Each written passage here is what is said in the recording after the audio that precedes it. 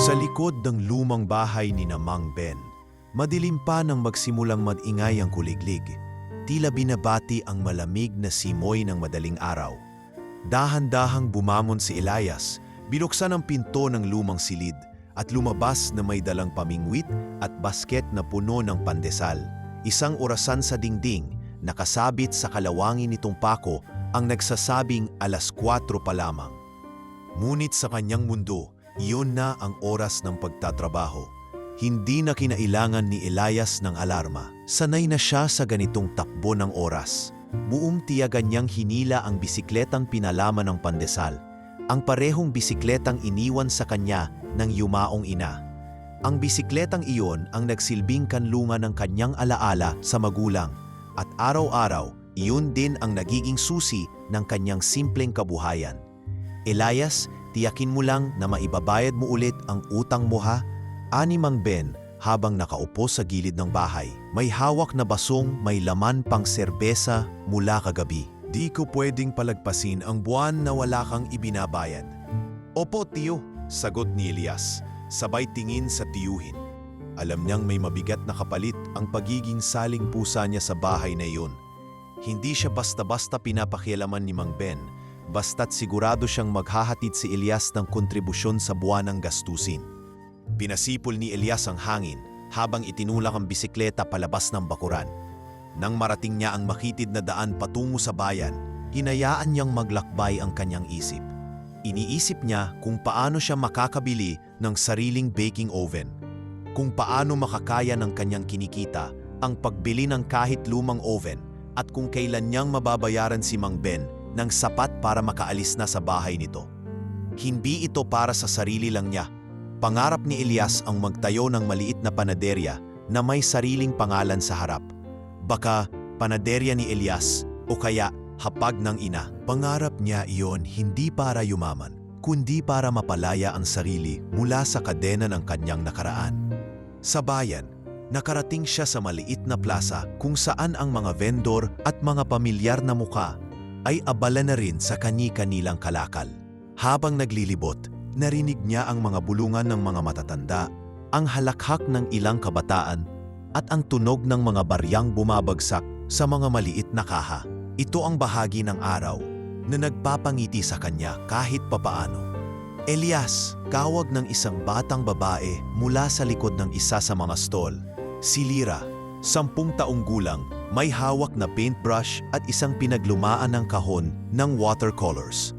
Saan ka pupunta ngayon? Dito lang, magpapalibot ng pandesal, sagot ni Elias. Tumigil siya at mumiti kay Lyra. Si Lyra ang tanging kakilala niyang talagang may pakialam sa kanya. Tahimik ito, pero laging may tanong. Ikaw, nagpipinta na naman? Oo, tugon ni Lyra habang nilalagyan ng kulay asul ang isang bahagi ng papel. Gusto ko sanang ipakita sa iyo yung bago kong gawa. Teka lang. Nakangiti si Elias habang tinitingnan si Lyra. Sa lahat ng tao sa bayan, si Lyra lang ang laging interesado sa ginagawa niya. Laging gusto ng kwento tungkol sa kanyang araw. At tila laging naghahanap ng dahilan para magbigay ng inspirasyon. Ito marahil ang dahilan kung bakit kahit tapaano, may sigla pa rin ang mga hakbang niya sa kabila ng hirap ng buhay. Pagkaraan ng ilang oras ng pagtitinda, nagpasya na si Elias na bumalik sa bahay ni Mang Ben. Tahimik siyang pumasok, iniiwasang magising ang tiyuhin. Naupo siya sa tabi ng bisikleta at pinagmasdan ang natitira pang pandesal.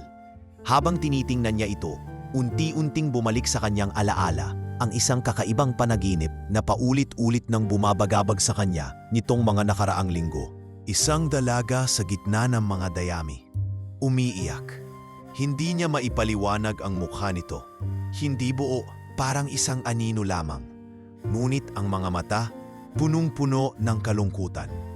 Tuwing sinusubukan niyang lumapit sa dalaga sa panaginip, parang nawawala ang lakas ng kanyang mga paa.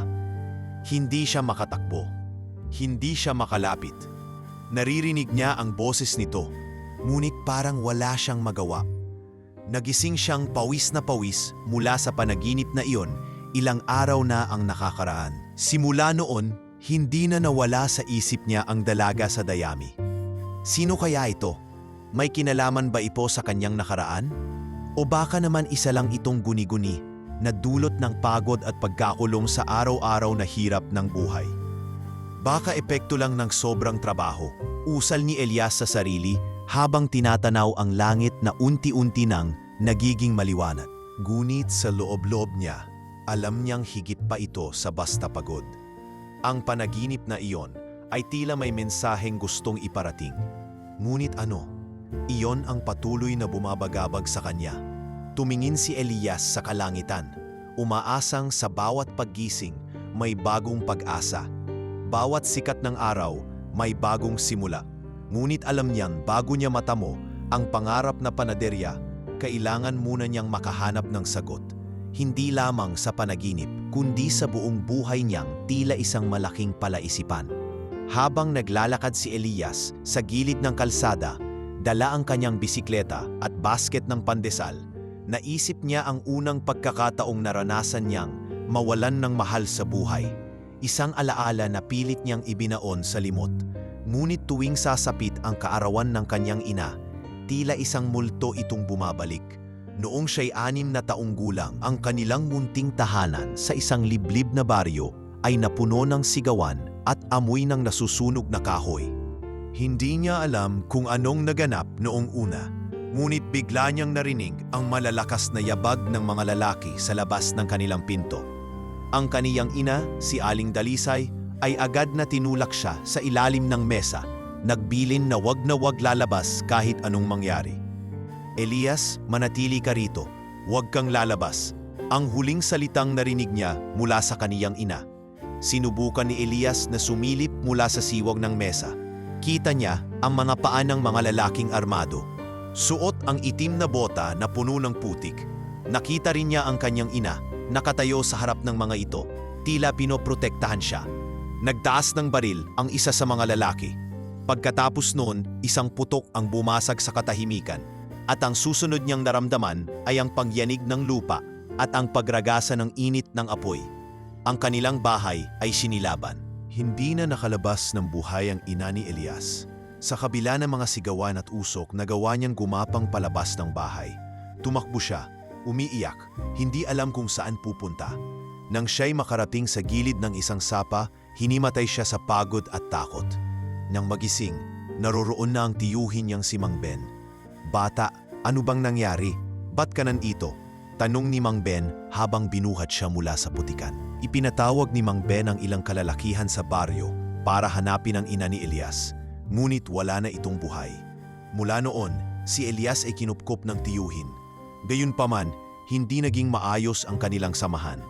Tinuring siya ni Mang Ben na parang tagapag-alaga ng bahay, hindi bilang pamangkin. Si Elias ang naguhugas ng pinggan, naglilinis ng bakuran, at gumagawa ng lahat ng mga gawaing bahay. Kapalit nito, may bubong siyang nasisilungan. Ngunit ni minsan, hindi niya naramdaman ang init ng pamilya. Isang linggo bago ang kaarawan ng kanyang ina, napansin ni Elias na tila mas madalas niyang naiisip ang mga alaala nito. Hindi na siya makatulog ng maayos at sa bawat pagpikit ng mata ay naroroon ang dalaga sa panaginip.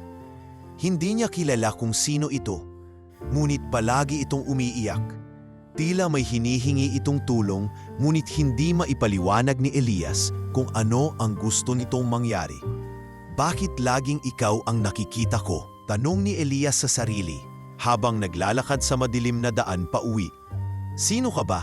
At bakit para bang napakahalaga mo?" Hindi niya maalis sa isip ang dalaga. Tuwing magpapakita ito sa kanyang panaginip, nakakaramdam siya ng kirot sa dibdib na parang may nakalimutan siyang gawin o may isang pangako siyang hindi natupad. Sa bawat araw na lumilipas, ang damdaming ito ay lalo lamang lumalalim. Pakiramdam niya, parang may kung anong naghihintay sa kanya, isang bagay na kailangang mahanap. ... Pero hindi niya alam kung saan magsisimula o kung paano haharapin ang damdaming ito. Isang araw, habang naglalako siya ng pandesal, nilapitan siya ng isang matandang babae. Mukha itong pagod, may daladalang maliit na basket ng tinapay na halatang binili sa kung saan. Inabot nito ang isang piraso kay Elias at bumulong sa kanya, Mag-ingat ka sa panaginip mo, minsan totoo ang multo ng nakaraan. Napatigin si Elias. Hindi niya kilala ang babae at wala naman siyang nababanggit tungkol sa kanyang panaginip kanino man. Paano nalaman ng matandang ito ang tungkol sa kanyang nararanasan? Bago pa niya tanungin, ang matanda ay nagpatuloy sa paglalakad, tila hindi alintana ang kanyang narinig. Nais niyang habulin ito at alamin kung ano ang ibig sabihin ng sinabi nito. Ngunit nawalan siya ng lakas ng loob. Pag-uwi niya sa bahay, nagkulong si Elias sa kanyang kwarto at pilit inalala ang bawat detalye ng kanyang panaginip. Sino ang dalaga? Ano ang koneksyon nito sa mga nangyari noong bata siya? At bakit parang masakit ang bawat alaalang nagbabalik sa kanya? Sa bawat tanong, tila lalong bumibigat ang kanyang damdamin. Ngunit alam niyang hindi niya ito maaring baliwalain. Lumipas ang araw na iyon na parang isang malaking palaisipan ang iniwan sa kanyang isipan. Patuloy niyang ginampanan ang kanyang araw-araw na gawain. Ngunit sa likod ng kanyang isipan, ang imahe ng dalagang umiiyak sa gitna ng mga dayami ay hindi mawala-wala. Parang isang piraso ng nakaraan ang pilit humihila sa kanya pabalik. Naghahanap ng sagot na hindi niya alam kung kailan niya matatagpuan. Sa kasariwaan ng umaga, dala-dala ni Elias ang kanyang basket ng pandesal habang binabaybay ang bagong ruta sa gilid ng malawak na palayan. Malamig ang hangin at sa bawat pag-ikot ng pedal ng kanyang bisikleta, naririnig niya ang mahinang ugong ng mga kuliglig at ang kaluskos ng mga damo sa hangin. Naisipan niyang magbago ng landas para hindi araw-araw iisang tanawin ang kanyang nakikita. At siguro, makakatulong itong magpalipas ng bigat ng kanyang isipan. Ngunit sa gitna ng katahimikan, biglang nahagip ng kanyang paningin ang isang kumpul ng dayami na parang may gumalaw. Napahinto siya. Muli niyang tiningnan at totoo nga, may kumilos mula sa loob ng tambak na iyon. Bumaba siya sa bisikleta at dahan-dahang lumapit. Masusing tinitigan ni Elias ang tumpok ng dayami na parang may bahagyang paggalaw. Hindi niya alam kung tao o hayop ang nasa ilalim nito, pero naisip niyang mas mainam nang mag-usisa kaysa iwan itong nakabalandra. May tao ba riyan? Maingat niyang tanong, ngunit walang sumagot. Marahang inalis ni Elias ang ilang piraso ng dayami. Tumambad sa kanya ang isang babae. Nakahiga ito, duguan at wala ng malay. Napansin agad ni Elias ang suot nitong bestida. Maduming-madumi na, ngunit halata pa rin ang mataas na kalidad ng tela. Tila galing ito sa isang mayamang pamilya, ngunit bakit naroon sa gitna ng bukirin? Miss, gising ka ba? Naririnig mo ba ako? Bahagya siyang yumuko upang tiyaking humihinga pa ito. Nang makita niyang gumagalaw pa ang dibdib ng dalaga, mabilis niyang binuhat ito. Anuman ang takot at kaba ang nararamdaman niya sa mga oras na iyon. Hindi niya alam kung sino ito o kung ano ang nangyari, ngunit malinaw sa kanya na kailangang mailayo ang dalaga sa lugar na iyon. Mabuti na lang at malapit lang ang lumang kamalig na minsan niyang ginagamit bilang pahingahan tuwing naglalako sa bukid. Doon niya dinala ang dalaga, maingat na inilapag ito sa malinis na bahagi ng sahig. Kinuha niya ang kanyang panyo at pinahid ang ilang dugo sa gilid ng noo nito. Habang pinupunasan niya ang dalaga, napansin ni Elias ang maliit na backpack na nakasukbit sa balikat nito. Kakaiba ang disenyo, itim, may embroidered na pattern na parang isang bilog na may mga simbolo sa paligid. Biglang may kumislap na bahagi ng bag nang bahagya niyang nahawakan ito. Ano kaya ito? Tanong niya sa sarili. May halong takot at pagtataka ang kanyang naramdaman. Ngunit naudyukan siyang alamin kung ano ang laman ng bag. Maingat niyang binuksan ang zipper, tumiil sandali at sumilip sa loob. Una niyang nakita ang isang maliit na itim na kahon. Halatang gawa ito sa solidong material at nakaukit sa takip ang isang simbolo. Isang ahas na kinakain ang sarili nitong buntot. Tila hindi pang karaniwang dekorasyon iyon. Nang kinuha niya ang kahon, may naramdaman siyang kakaibang bigat. Hindi sa timbang, kundi sa presensya. Para bang ang kahon ay may dalang misteryong malalim at mabigat. Agad niyang binuksan ang kahon, ngunit hindi niya inaasahan ang susunod niyang nakita. Sa loob ay may isang maliit na litrato. Ang mas ikinagulat niya ay kung sino ang nasa litrato. Siya mismo, si Elias, noong bata pa. Suot niya ang lumang damit na palaging ibinibida ng kanyang ina noong siya'y musmos pa. Halos mahulog ang kahon sa kanyang kamay. Paano nangyari ito? Bulong niya. Hindi niya maalala kung kailan siya kinuna ng litrato na ito. At higit sa lahat, bakit ito naroroon sa bag ng isang estrangherang babae? Ang litratong iyon ay parang tumatawa sa kanyang kakayahan magpaliwanag. Hinanap niya ang anumang bakas na makakapagbigay linaw, ngunit wala siyang makitang sagot. Lumipas ang ilang minuto.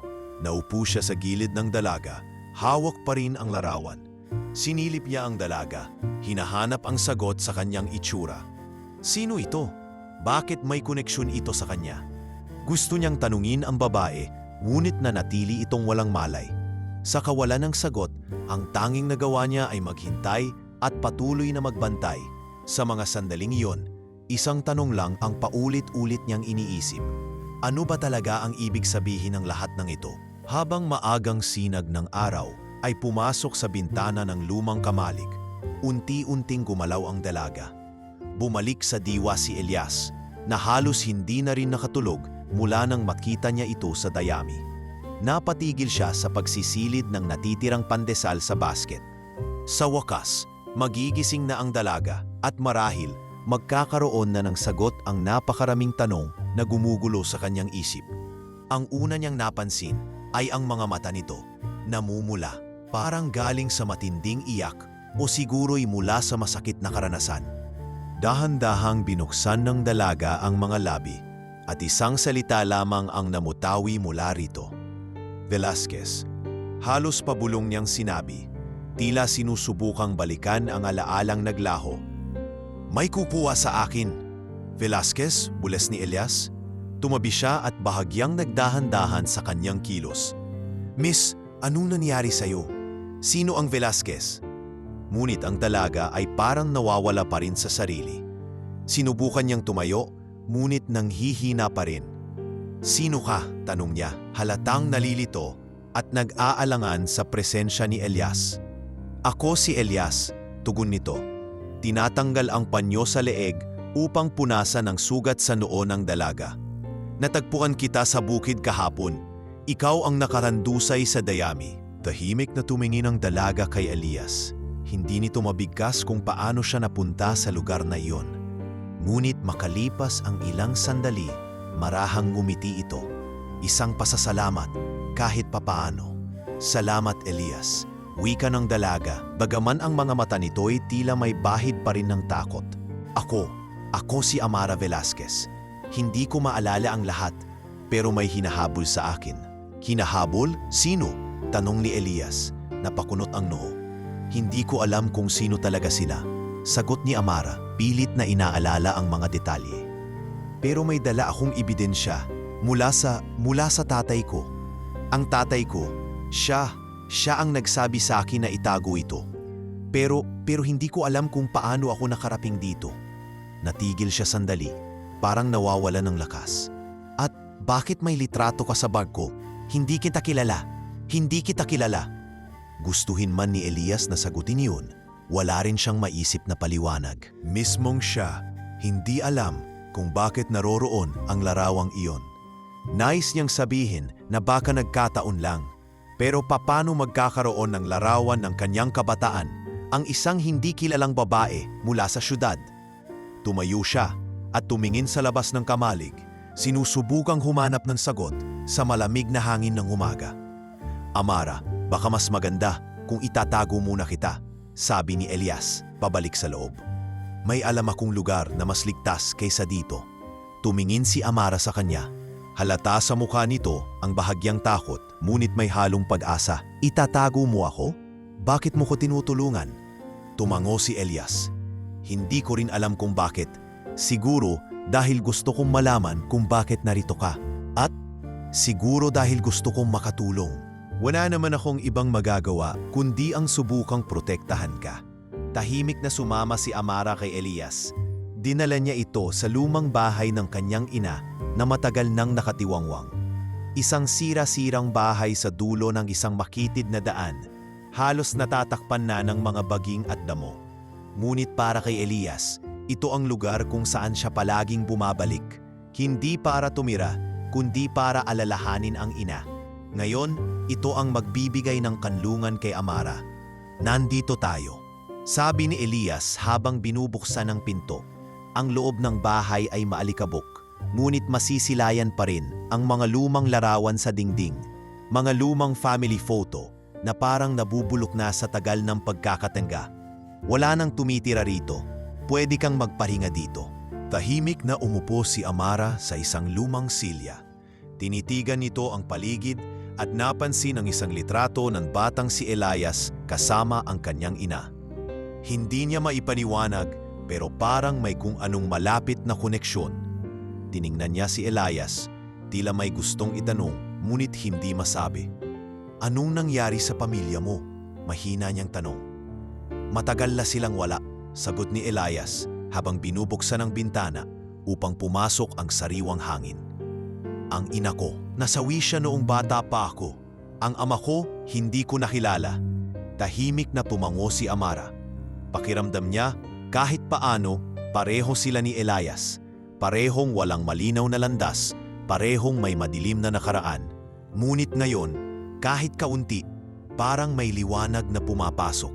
Sa loob ng lumang bahay na iyon, tila nabawasan ng kaunti ang takot at pagkalito. Ngunit alam mo lang hindi ito magtatagal. Sa likod ng mga iniwang alaala ng lumang tahanang iyon, may nakaambang panganib na muling babalik. At sa pagkakataong iyon, kailangan nilang maghanda.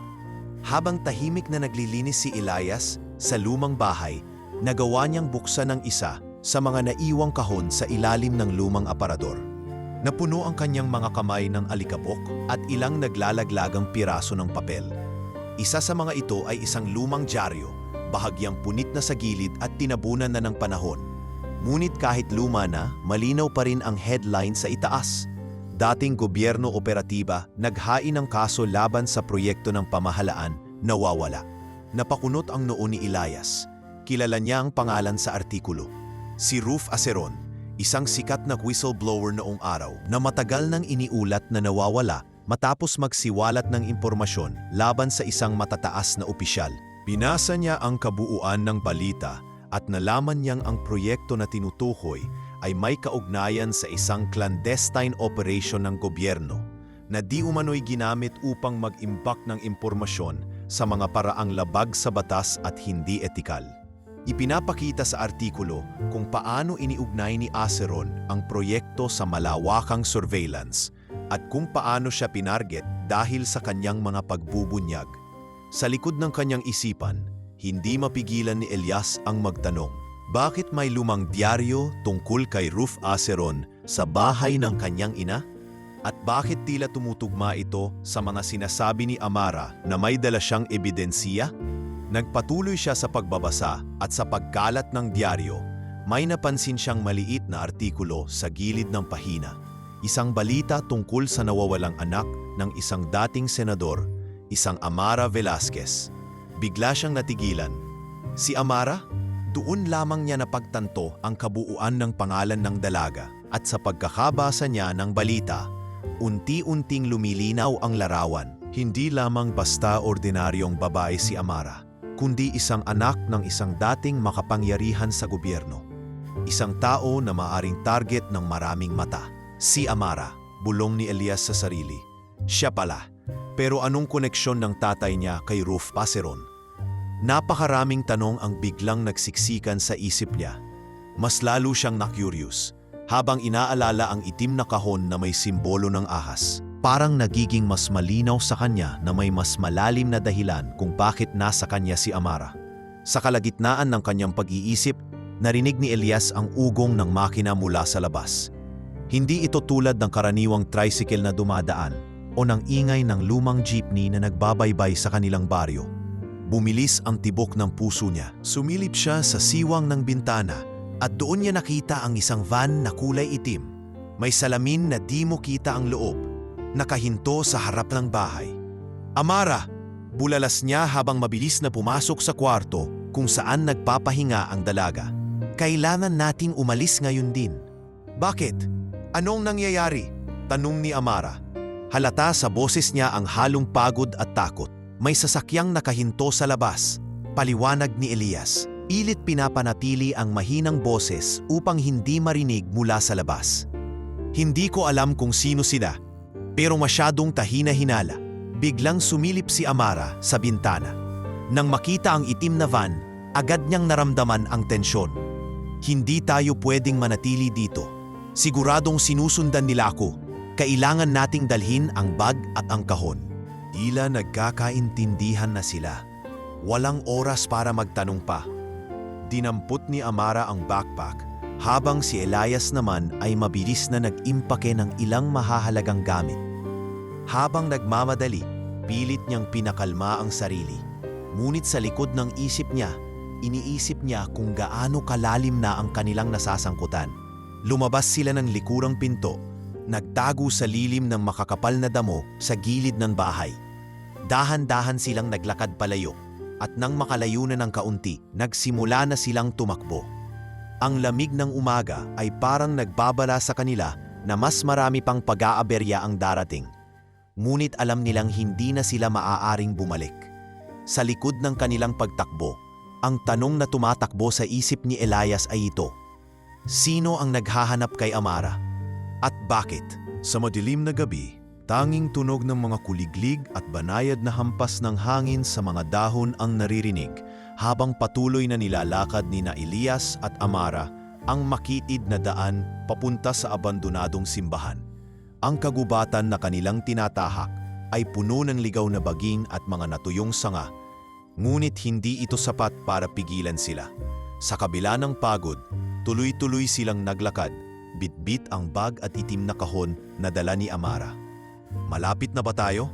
Tanong ni Amara. Ang boses niya'y bahagyang nanginginig, hindi dahil sa lamig kundi sa kaba. Malapit na, sagot ni Elias. Tinutok ang kanyang flashlight sa harap.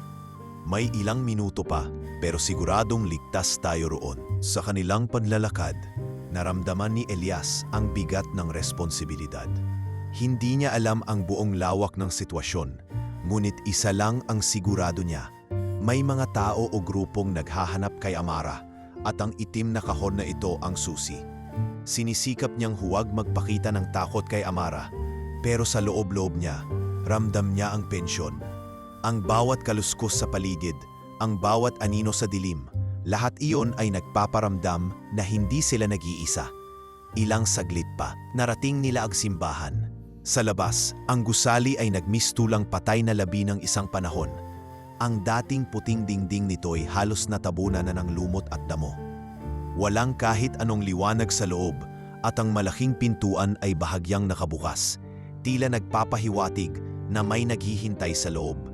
Bito, bulong ni Elias, hawak ang siko ni Amara upang gabayan ito papasok.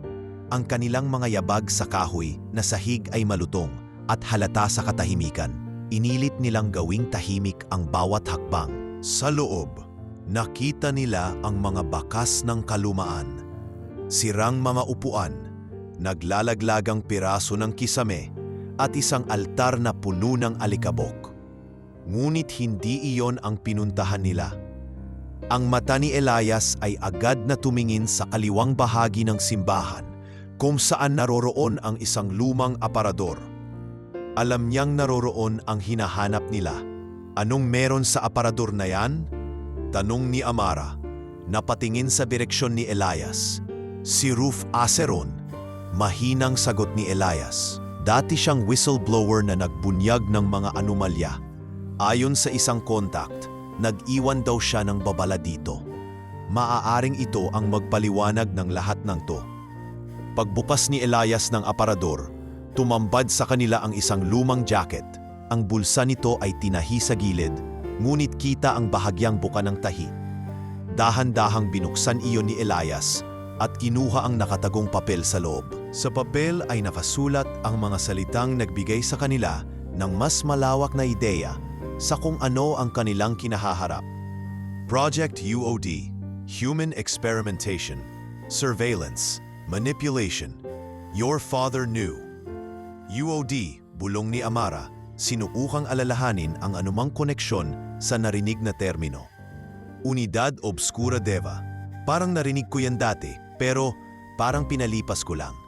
Ayon sa tala, ang grupong UOD ay hindi lamang isang ordinaryong organisasyon. Ang layunin nito ay hindi lamang umalalay sa gobyerno. Ginamit nito ang mga tao bilang eksperimento. Gumawa ito ng mga memory implants, mga paraan para makontrol ang isipan ng tao at mga estratehiya ng blackmail sa mga opisyal na pumapalag. Ang lahat ng ito ay nangyari ng lihim at sino man ang tumutol ay tinatanggal, permanente. Sa tala, malinaw na si Amara ay hindi isang ordinaryong target. Siya ang may hawak ng susi at ang susi ay naroon sa itim na kahon. Ang kahon ay may access code, hindi para buksan ang laman nito, kundi para ma-unlock ang isang database na hawak ng UOD. Kapag na-access iyon, lahat ng impormasyon ukol sa kanilang kooperasyon ay mabubunyag. Amara, ikaw ang susi, ani Elias, pinakita sa kanya ang huling linya sa tala. Kung anuman ang nasa utak mo, kung anuman ang inilagay ng tatay mo sa iyo, iyon ang kinakailangan nila. Kaya sila humahabol, kaya nila tayo hinahanap. Hindi makapagsalita si Amara. Sa mga sandaling iyon, ramdam niya ang bigat ng katotohanan. Hindi lang ito tungkol sa kanyang pamilya. Hindi lang ito tungkol sa kanya. May mas malaking bagay na nakataya. Ngunit bago pa man nila maiproseso ang lahat, biglang nagliwanag ang gilid ng simbahan. Elias, bulong ni Amara, tumuturo sa bintana. Ano yun? Nakita nilang may apoy na nagsisimula sa labas. Ang tahimik na gabi ay napalitan ng tunog ng mga basag na kahoy at naglalagablab na apoy. Hindi na kailangan pang magtanong. May nakakita sa kanila. Iisa lang ang ibig sabihin nito. Kailangang tumakas na sila. Puno ng usok ang paligid habang tumatakbo sina Elias at Amara palabas ng nasusunog na simbahan. Ang apoy ay gumagapang mula sa mga sira-sirang pader. Habang ang may itim na ulap ng usok ay tumatakas sa mga basag na bintana, ang bawat hakbang nila ay tila palayo sa tiyak na kapahamakan. Ngunit alam nilang ang panganib ay hindi pa tapos. Elias, anong gagawin natin? Tanong ni Amara. Habang hingal na hingal, ang boses niya ay nanginginig sa takot. Magpatuloy tayo. Kailangan nating lumayo dito. Tugon ni Elias. Hawak ang kamay ng dalaga habang binabaybay ang masukal na gubat sa paligid ng simbahan. Sa gitna ng kaguluhan, biglang sumulpot si Lyra mula sa isang burol. Nakita ni Elias ang maliit nitong figura na hawak ang isang homemade drone na parang laruan, ngunit tila mas advanced ang mga bahagi. Ang batang si Lyra ay mahilig sa teknolohiya at kadalasang nag-e-eksperimento gamit ang mga natutunan niya sa mga lumang aklat at video tutorials. Elias, dito kayo! Sigaw ni Lyra. Tumatakbo papunta sa kanila. Lyra, anong ginagawa mo rito? Gulat na tanong ni Elias. Matagal ko na kayo sinusundan. Nakita ko ang van nung isang araw. May mga lalaking kasama ang isang kalbo na may tattoo ng ahas. Mukhang delikado sila. Sagot ni Lyra, sabay lingon sa kanilang likuran. Tattoo ng ahas, bulong ni Elias. Iyon ang nasa kahon. Hindi na mahalaga yun ngayon, sigaw ni Amara. Kailangan nating magtago. Pinangunahan ni Lyra ang daan, papunta sa isang tagong kuweba malapit sa lawa.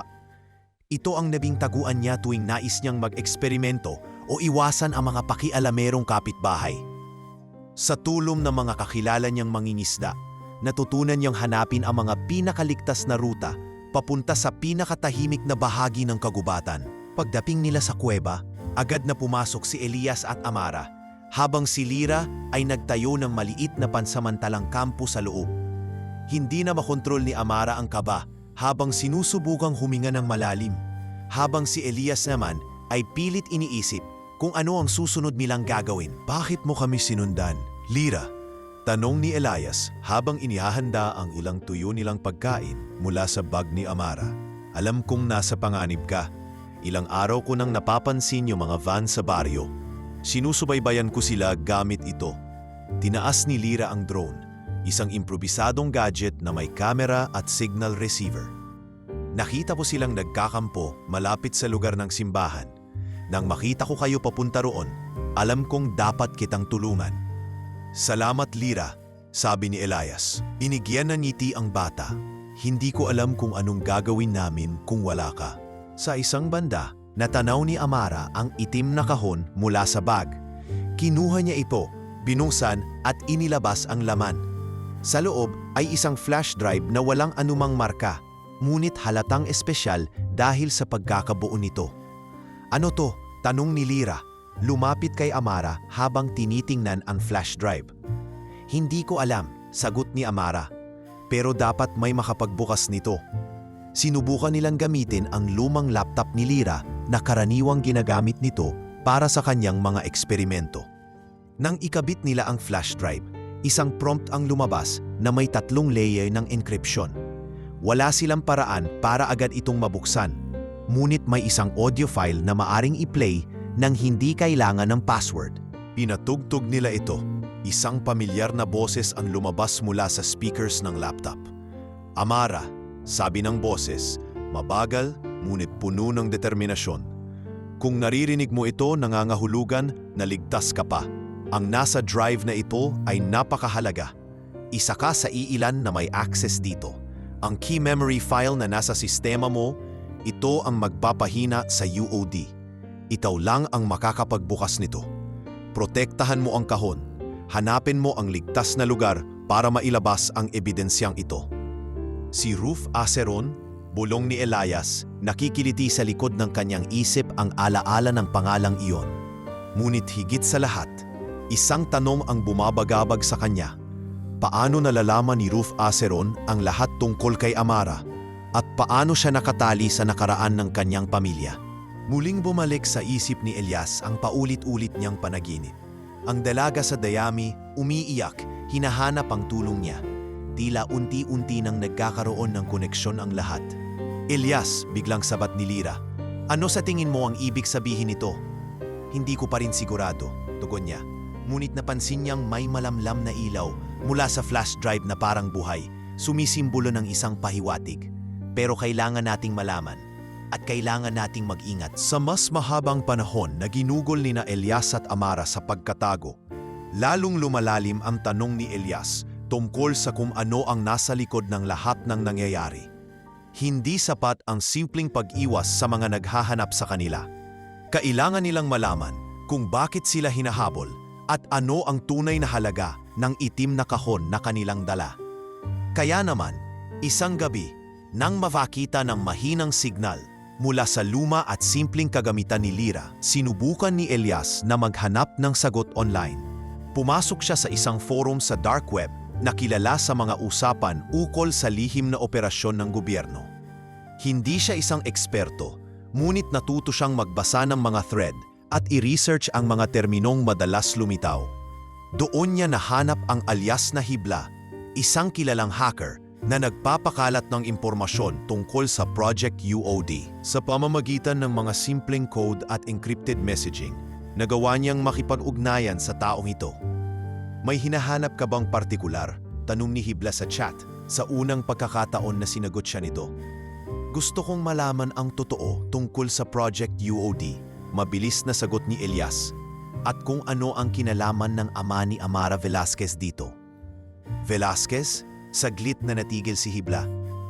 "Alam mo bang hindi siya basta nawawala? Pinatay siya pagkatapos ng hearing." Napatingin si Elias sa tabi kung saan napaupo si Amara, tulog at tila payapa. Ngunit alam niyang hindi ito simpleng usapan. "Anong ibig mong sabihin? Bakit?" Nakumbinsi nila siyang tumestigo laban sa UOD, paliwanag ni Hibla.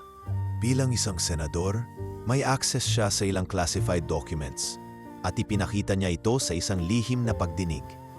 Pero bago pa man siya makapaglahad ng lahat ng impormasyon, pinaligiran ang sasakyan niya at sinadya itong banggain.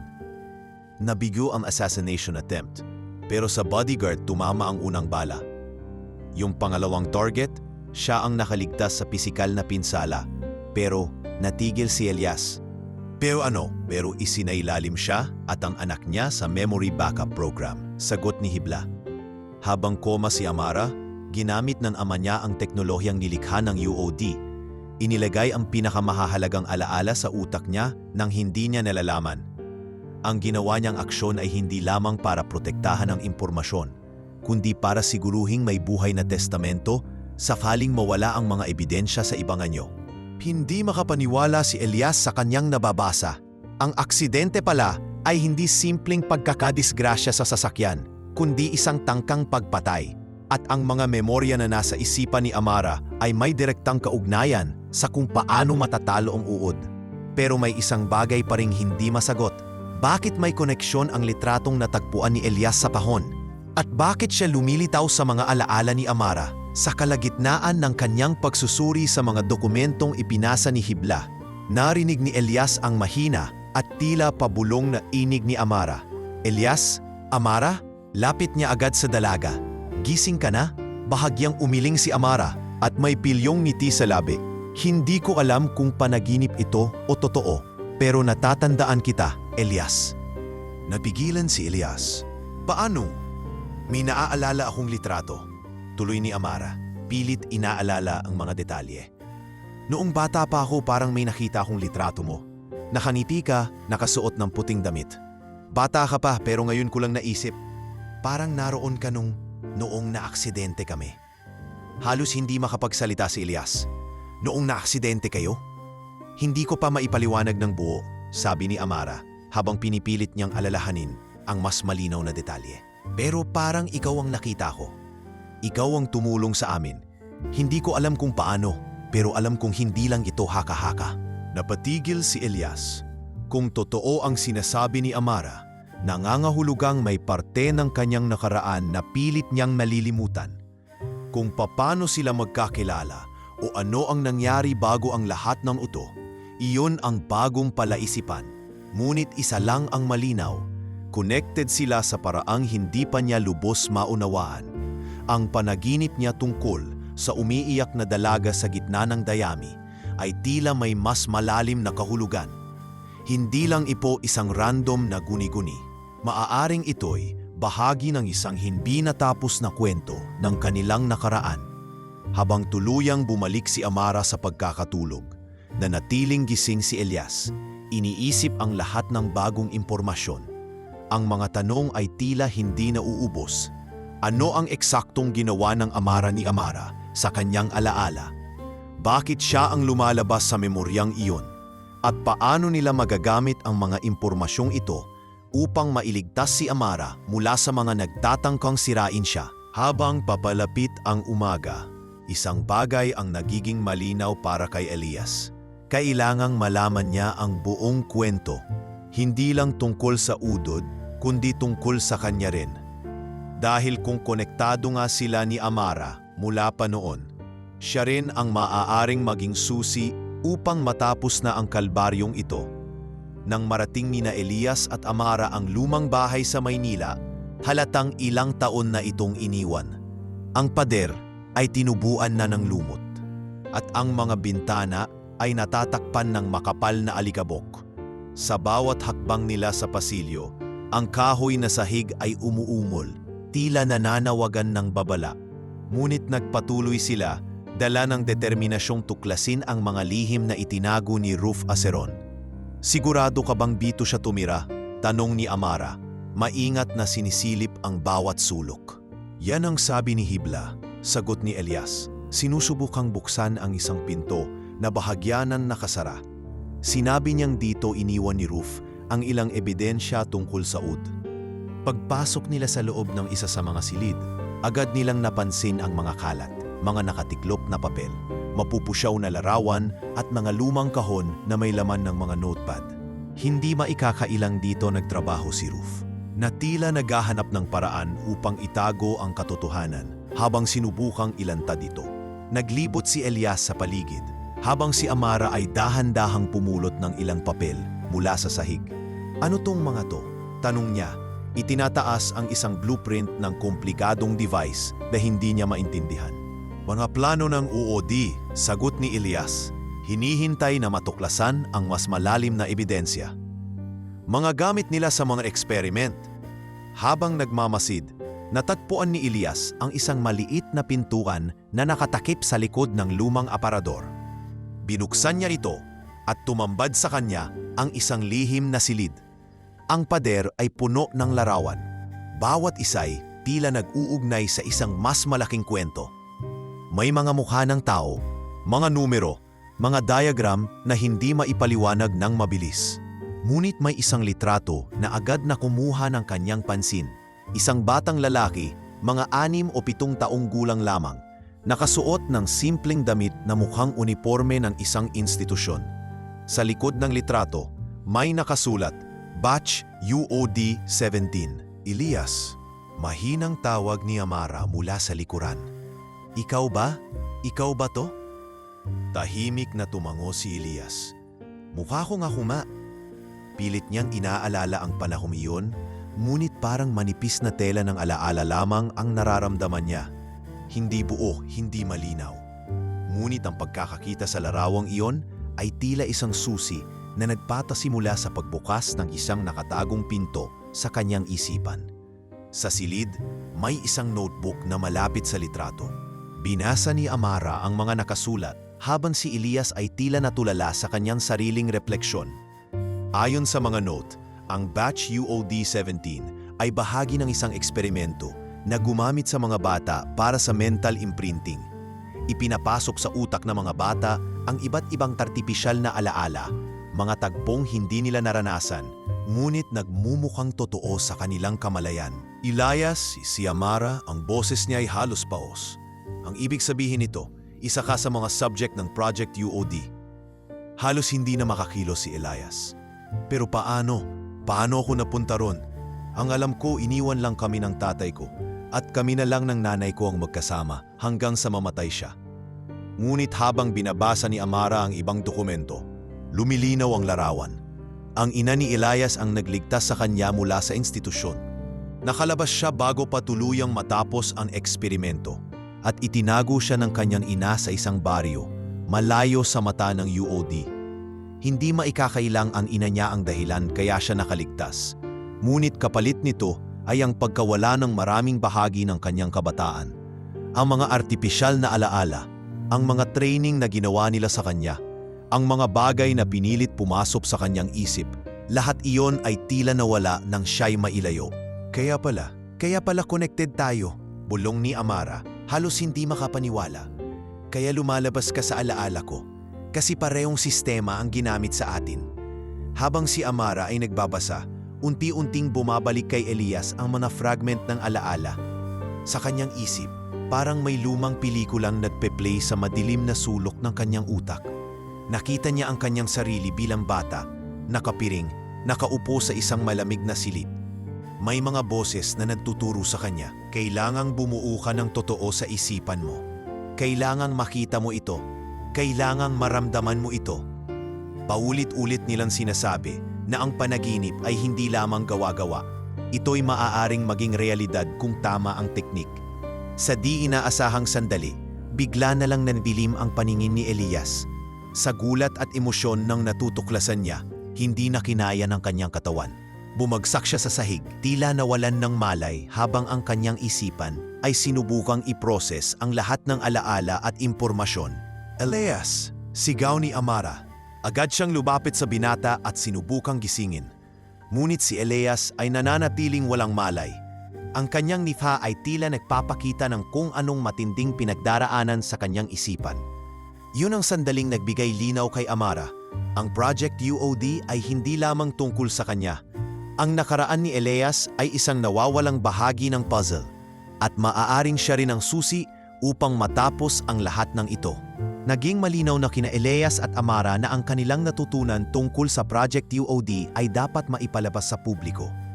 Ang tanging paraan para masigurong makarating ang ebidensya sa tamang mga kamay ay gamitin ang lumang radyo tower sa San Marcelo. Pag-aari ito dati ng amara ni Amara at ayon sa ilang dokumento ito ang huling operasyonal na communication hub na hindi pa naaabot ng UOD. Dahil dito, nagdesisyon silang bumalik sa baryo.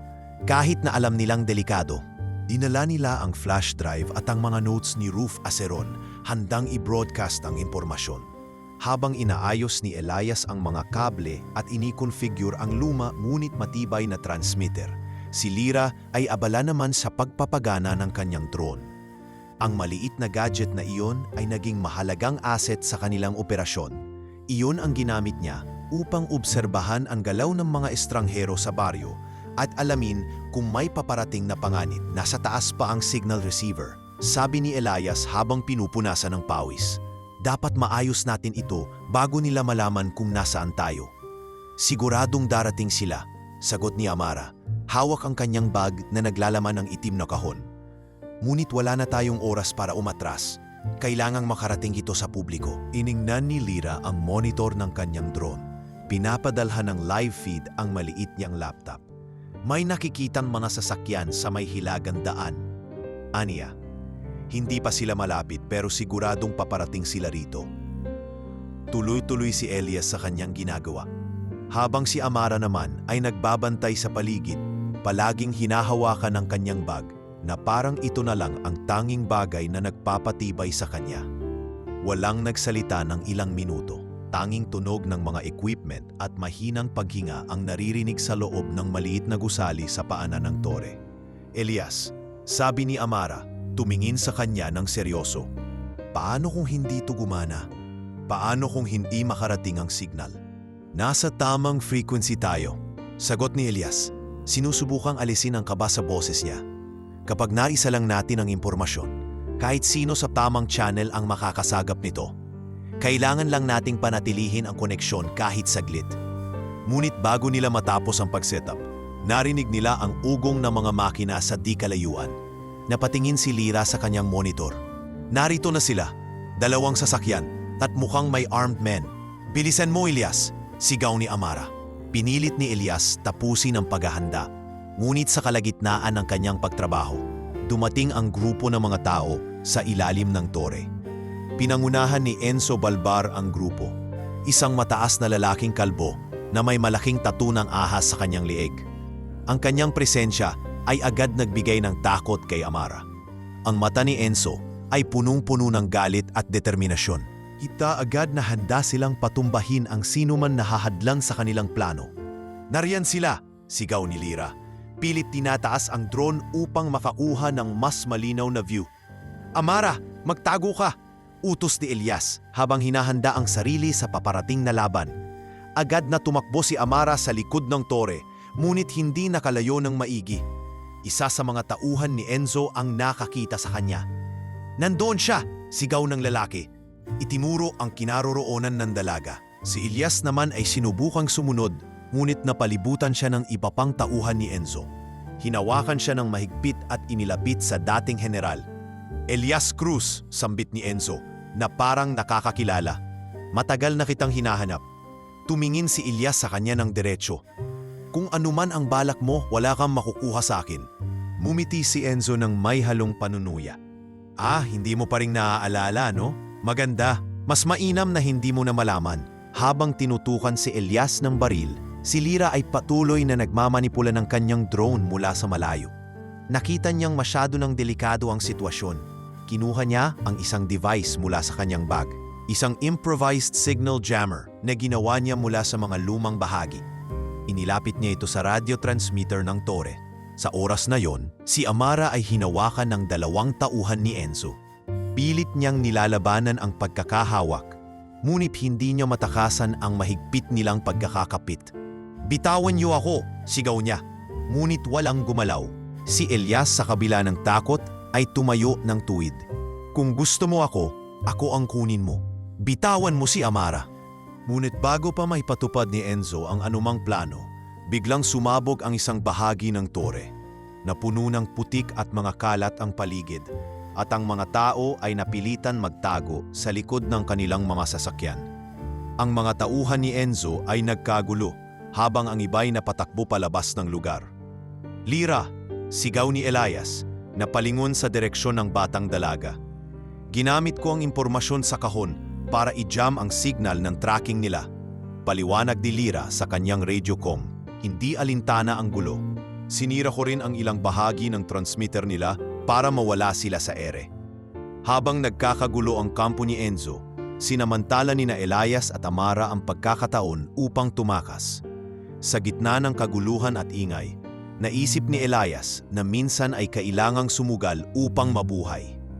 Habang papalayo sila mula sa nasusunog na tore, alam nilang kahit pansamantala lamang ang kanilang tagumpay, May pag-asa silang makapaghanda para sa susunod na hakbang. Lumipas ang mahigit 1 taon mula nang huling makita ni Elias si Amara. Hindi niya alam kung nasaan ito, kung buhay pa ba ito o tuluyan nang nawala. Hindi na rin niya inalam kung ano ang nangyari sa Project UOD pagkatapos ng huling mission nila.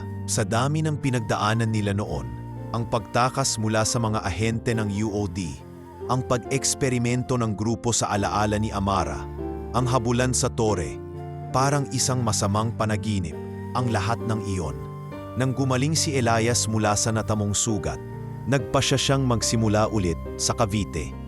Malayo ito sa lahat ng dating lugar na may kinalaman kay Amara at mas tahimik. Ginamit niya ang kakaunting ipon at ang natirang pera mula sa mga naiwang ari-arian ng kanyang ina upang magtayo ng maliit na panaderya. Simple lang ang hangarin niya, makapamuhay ng normal at kalimutan ang lahat ng nangyari. Amaras ang pinangalan niya sa tindahan, isang tahimik na pagpupugay sa babaeng nagbago ng kanyang pananaw sa buhay. Hindi niya lubos maisip kung bakit, ngunit parang nararapat lang na ipangalan ito sa kanya. Isang maliit na paraan ng pag-alala. Kahit hindi niya tiyak kung makikita pa niyang muli ang taong iyon. Sa bawat araw na dumaan, unti-unting naging normal ang buhay ni Elias. Tuwing umaga, bumabangon siya para maghurno ng pandesal. Binuksan niya ang tindahan ng 7:00, hinahanda ang mga trays ng mainit na tinapay para sa mga suki. Ang lugar niya ay naging paboritong tambayan ng mga residente sa maliit na barangay sa Cavite. Pero kahit abala siya sa negosyo, hindi nawala ang bigat sa kanyang puso. Sa kabila ng normal na pamumuhay, may bahagi ng kanyang isipan na palaging nagtatanong, ano na kaya ang nangyari kay Amara? Isang hapon ng tagulan, habang mahina ang benta, umupo si Elias sa harap ng tindahan. Pinagmamasdan niya ang ulan na bumabagsak mula sa bubong, ang malamig na hangin na nagdadala ng bahagyang alimuong. Kasama ang maliit na radyong tumutugtog ng lunang awitin, hinayaan niyang natulog ang isip niya sa ritmo ng ulan. Biglang bumukas ang pinto. Ang tunog ng kampana na nakakabit sa itaas nito ay pumukaw sa kanyang pansin. Isang babaeng basang-basa ang pumasok, balot ng ulan ang kanyang suot na damit. Hinigpitan nito ang pagkakayakap sa sariling katawan habang naglalakad papasok. Pasensya na, sabi ng babae, ang boses ay mahina ngunit puno ng pagkasabik. Hindi ko alam kung pwede akong pumasok dito. Tumayo si Elias mula sa kanyang pwesto, bahagyang nagulat sa hindi inaasahang bisita. Oh, pwedeng-pwede niya, sagot niya. Nilapitan ng babae upang alamin kung ayos lang ito. Mayroon akong tuwalya rito.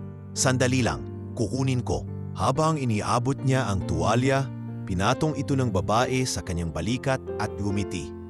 Pero hindi pangkaraniwang ngiti. Parang may halong kilala niya si Elias, ngunit hindi niya masabi kung bakit. Gusto mo ba ng mainit na pandesal? Alok ni Elias, medyo nahihiya, ngunit nagtataka sa presensya ng bisita. Tumango ang babae. Oo, pero alam kong hindi ako nagkamali. Napahinto si Elias, ang tono ng kanyang boses ay may halong pagkakakilala, ngunit hindi niya alam kung bakit. Napansin niya ang bracelet na suot ng babae, isang lumang bracelet na gawa sa simpleng tali at metal.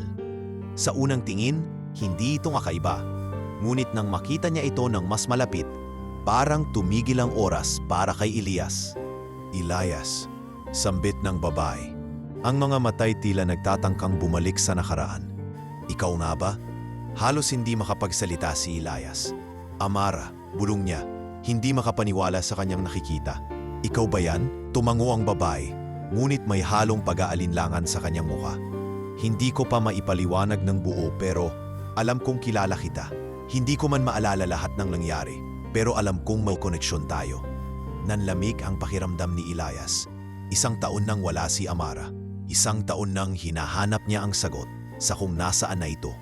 At ngayon, sa gitna ng ulan, sa simpleng tindahan na kanyang itinayo para subukang kalimutan ang nakaraan, narito siya, buhay, nakangiti, ngunit halatang hindi pa ring buo ang kanyang alaala. Tumingin si Amara sa paligid ng tindahan. Amaras, aniya habang binabasa ang nakasulat sa harap ng maliit na counter. Para sa akin ba to? Hindi na kailangan pang sumagot ni Elias. Sa titig pa lang niya, alam na ni Amara ang sagot. At sa gabing iyon, habang patuloy ang ulan sa pagpatak, isang panibagong kabanata ang nagsisimula para sa kanilang dalawa. Sa gitna ng muling pagsasama ni na Elias at Amara, napagtanto nilang hindi pa tapos ang laban. Ang kanilang muling pagtatagpo ay nagbukas ng panibagong misyon. Hanapin ang mga natitirang miyembro ng Project UOD at ilantad ang buong katotohanan. Bagaman hindi pa lubusang na ibabalik ni Amara ang kanyang mga alaala, sapat na ang mga nakuha nilang impormasyon mula sa itim na kahon upang magpatuloy. Hindi na ayaw pwedeng magtago, sabi ni Elias habang nag-uusap sila sa loob ng panaderya. Kailangan nating kumilos ngayon habang may oras pa. Kung totoo ang sinabi ni Hibla, maraming buhay ang nakataya. Tumango si Amara. Kung kaya nating makuha ang core file, iyon na ang katapusan nila. Pero kailangang mag-ingat tayo. Hindi basta-basta ang UOD. Marami silang mata at bawat galaw natin posibleng alam nila. Sa tulong ni Hibla, ni Lira at ng ibang mga whistleblower, malayo na ang narating natin, dagdag ni Elias. Ang documentary na ginawa natin, ang video testimonies ng mga biktima, ang mga dokumentong nakuha natin mula sa mga tumulong, lahat yon ay magagamit natin para ilabas ang katotohanan. Mabilis na kumalat sa underground forums at social media ang mga inilabas nilang material. Ang mga tao, kahit na hindi pa lubos na naniniwala, ay unti-unti nang nag-uusap tungkol sa Project UOD. Ang pangalan ni Enzo Balvar at ng iba pang nasa likod ng proyekto ay nagsimulang mabanggit sa mga artikulo at podcasts na naglalantad ng mga katiwalian. Pero kahit na may naipahayag na sa publiko, alam ni na Elias at Amara na hindi pa iyon sapat. Kailangan tapusin nila ito mula sa ugat. Handa na ba kayo? Tanong ni Hibla sa isang encrypted na tawag. May access code na ako sa headquarters nila, pero kailangan ninyong pumasok sa mismong building para makuha ang core file. Hindi ko kayang gawin iyon mula rito. May mga blueprint ba tayong pwedeng pag-aralan? Tanong ni Amara. Meron, sagot ni Hibla. Pero limitado lang ang impormasyon. Kailangan nating kumilos ng mabilis bago pa sila magpalit ng seguridad. Naging abala si Lira sa pag-set up ng kanilang mga kagamitan. Sa kabila ng kanyang edad, napatunayan na ni Lira na isa siyang mahalagang bahagi ng kanilang grupo. Ang kanyang drone, ang mga device na siya mismo ang gumawa, at ang kanyang kakayahan sa pag-obserba ay nagbigay ng advantage sa kanila. Hindi siya natakot kahit na ang kalaban nila ay isa sa pinakamalalakas na puwersa sa anino ng gobyerno. Nakikita ko sa satellite feed na wala pa silang ideya sa planong ito, sabi ni Lira habang hawak ang isang improvised monitoring device. Pero mabilis silang kikilos kapag nasimula na natin ang operasyon. Maghanda kayo sa lahat ng posibilidad. Nang dumating ang gabi ng misyon, naglakbay ang grupo papuntang Bataan kung nasaan ang headquarters ng UOD. Habang papalapit sila sa gusali, ramdam nila ang bigat ng sitwasyon. Alam nilang ito na ang huling pagkakataon para tapusin ang proyekto. Si Elias, na sa simula ay simpleng tindero ng pandesal, ngayon ay leader ng isang hindi opisyal na operasyon na magbibigay liwanag sa kasamaan ng EOD. Si Amara naman, na minsan nang naging biktima, ay ngayoy handang lumaban para sa hustisya. Pagpasok nila sa gusali, agad silang naharap sa matinding seguridad. Ngunit dahil sa kanilang naunang pagsasaliksik at tulong ni Hibla, nagawa nilang i-bypass ang ilang mga sistema. Si Amara, dala ang alaala ng kanyang ama, ay alam kung saan hahanapin ang core file. Habang si Elias at Lira ay nagbigay ng diversion, sinigurado niyang makarating sa tamang lokasyon. Elias, kailangan mong bilisan, sabi ni Amara sa kanilang comms. May ilang tauhan na papunta sa akin. Kung hindi ko makuha ang file ngayon, mawawala lahat ng pinagtrabahuhan natin. Sige Amara, sagot ni Elias habang nakikipaglaban sa dalawang tauhan sa isang makitid na hallway. Kaya mo yan, ako na ang bahala rito. Sa kabilang dako ng gusali naharap si Elias kay Enzo Balvar. Hindi niya inaasahang magkikita silang muli sa ganitong sitwasyon. Ang tingin ni Enzo sa kanya ay puno ng galit at paghanga. Elias, wika ni Enzo, hawak ang baril na nakatutok sa kanya. Hindi ko akalaing aabot ka sa ganito. Hindi ko ring akalaing ikaw mismo ang hihinto sa akin, sagot ni Elias. Tinatanggal ang suot na headset para mas makapag-focus sa harap niya. Hindi mo kilala kung ano ang pinasok mo, sabi ni Enzo. Hindi mo alam kung anong mga bagay ang kaya naming gawin. Ngunit bago pa makaputok si Enzo, sumabog ang isang bahagi ng gusali. Pinlano ito ni Lira gamit ang kanyang improvised device upang lumikha ng kalituhan at agaw pansin. Elias, get out now! Sigaw niya sa comms. Samantala, sa gitna ng hallway, si Amara ay nakarating na sa core file. Ipinasa niya ang encrypted na file sa isang secure na drive na binigay ni Hibla. Ngunit habang papalabas siya, napalibutan siya ng mga tauhan ni Enzo. Bago pa siya makuha, dumating si Elias na sugatan, ngunit determinadong iligtas siya. Amara, takbo! Sigaw ni Elias. Elias, hindi kita pwedeng iwan, sigaw ni Amara pabalik. Ngunit sa huling sandali, bago pa magawa ni Enzo ang balak niya, pinasabog niya ang buong gusali. Isang helikopter na pinaandar ni Hibla ang sumagip kay Elias at Amara mula sa kalamidad. Habang umaangat ang helikopter, kita nila ang pagsabog ng gusali sa likod at naramdaman nilang, kahit papaano, natapos na rin ang laban na ito. Lumipas ang 3 tahimik na taon sa bayan ng San Marcelo at ang buhay ni na Elias at Amara ay unti-unting bumalik sa normal.